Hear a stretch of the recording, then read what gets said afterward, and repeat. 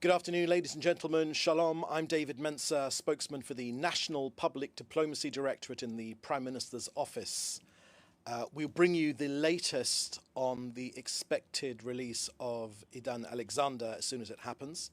But in the meantime, I'll continue with our briefing, making obvious reference to, please God, Idan's release. Today, it's Monday, May 12th, day 584 since the October 7th atrocities. We start today with the sad and unenviable duty which I have, which is to inform you of tragic fallen soldiers amongst Israel's armed forces. The number of fallen soldiers in this war has unfortunately risen to 856.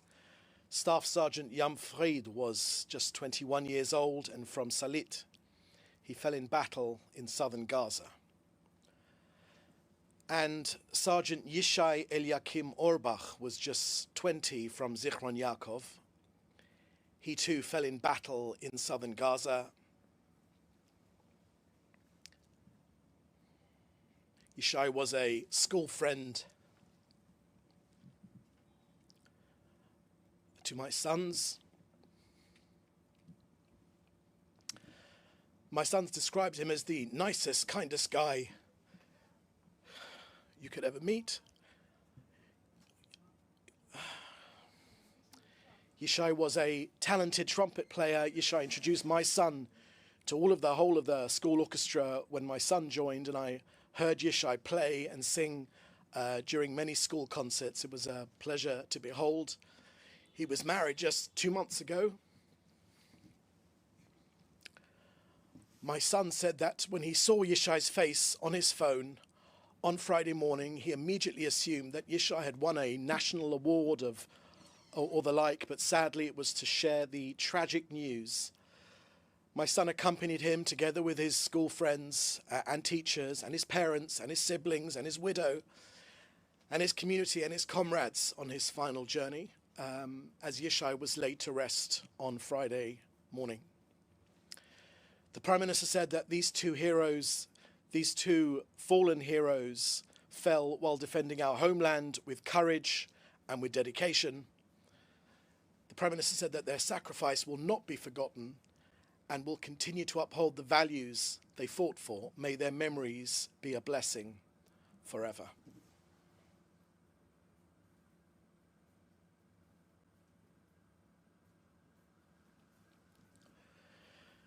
Next, today, we expect the release of IDF soldier Idan Alexander, who was brutally abducted by the Hamas terror organization and held hostage in Gaza for 584 days. We will let you know news as soon as we have it. His return, without any concession in exchange, is a direct result of the relentless military pressure exerted by our brave IDF forces and the firm, principled policy led by this country and this government in partnership with our US allies. For clarity, Israel has not agreed to any ceasefire nor the release of terrorists. We have committed only to a temporary humanitarian corridor to facilitate Idan's safe return. Hamas have made this release as a gesture to our American allies. Now, I can share with you that we are in the midst of critical days. A serious, credible proposal is now on the table, a deal that would bring all of our hostages home. Israel has accepted the Witkoff framework. Hamas continues to reject it. Meanwhile, with the return of Idan, 58 hostages, both the living and the deceased, remain in Hamas captivity, held for over a year and a half since the horrific massacre of October 7th. Our fight to bring them home continues with force, with diplomacy, and with our unshakable commitment to every Israeli citizen. I can also share with you that the alliance between Israel and the United States is stronger than ever. It's rooted in shared values and a common resolve to defeat Hamas and to restore security and humanity to our region. I can also share with you our latest figures on our hostages. With the return of Idan, please God, very, very soon, 197 hostages will have been returned. 148 alive and 47 having been mostly murdered by their captors, Hamas. Next to Gaza, Israel is operating against the Hamas terror organization throughout Gaza with increasing intensity. Since the return to intense fighting, the IDF has struck over 2,000 targets and eliminated hundreds of terrorists, among them dozens of mid-level commanders and officials of the Hamas terrorist regime. And finally, I just want to remind you of Israel's war aims. This war will continue until all of its goals are met: the return of all of our hostages, both the living and the deceased, the elimination of the military and governmental capabilities of the Hamas terror organization, and the removal of the terrorist threat from Gaza. That's the end of our briefing here today. Please put your questions in the chat together with your name and your news outlet, and we will answer them. And as soon as we have further news of the impending, we hope, please God, the release of Idan Alexander, we will share that with you. Okay, first question I can see here. Is that the first question? Yeah, that's the first question I can see here is from Samuel Tisser from BNN. Regarding the release of Idan Alexander, what's your statement about the rumors of the US pushing for a long-term deal? Thank you for that question, Samuel. Look, today's release of, please God, the release when it happens of Idan Alexander is expected to lead to negotiations for the release of hostages according to the original Witkoff framework. Now, I can share with you again that Israel has already accepted the details of that framework, and Hamas, the terror organization, has refused to accept. Next question here is from Reuters. Perhaps you can share your name from Reuters. I'm wondering if you could comment on today's statement from Global Hunger Monitor Integrated Food Security Phase Classification that Gaza's entire population faces critical risk of famine. Thank you for that question. Perhaps you can share your name from Reuters. Well, the first thing I would say is, of course, Israel hears very well where there is hunger in Gaza. It is hunger, of course, which is caused by Hamas. They have engineered the humanitarian crisis which they have created inside Gaza. Now, the IPC, of course, have been wrong many, many times. In fact, throughout this conflict, they've constantly talked about famine. Famine has never happened because of Israel's efforts to get more aid in, despite the best efforts of Hamas. Hamas wish to cause hunger inside the Gaza Strip.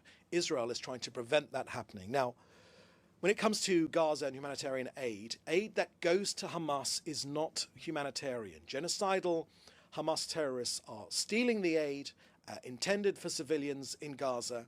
This is a tragedy as well as a crime, of course.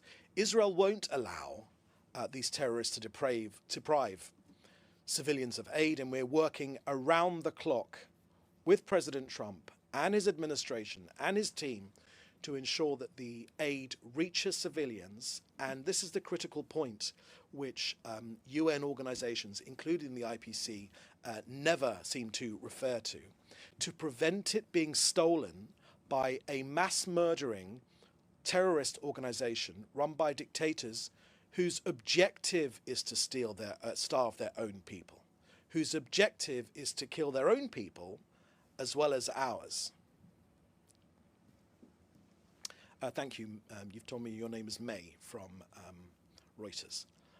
Next question is, did Israel send a delegation to Cairo for the ceasefire negotiations? That's from Itai Stern at NPR. Itai, I can, the point of these briefings is to share with you official information. There is plenty of speculation everywhere in this region, in the media and elsewhere. I can share with you that Israel does wish to pursue negotiations to get our hostages home, defeat this terrorist organization, and end this war. Of course, it's all of our objectives to end this war by defeating this terrorist organization, making sure that Hamas can never be a force inside Gaza again, and of course to get every single one of our hostages home, the living and the deceased.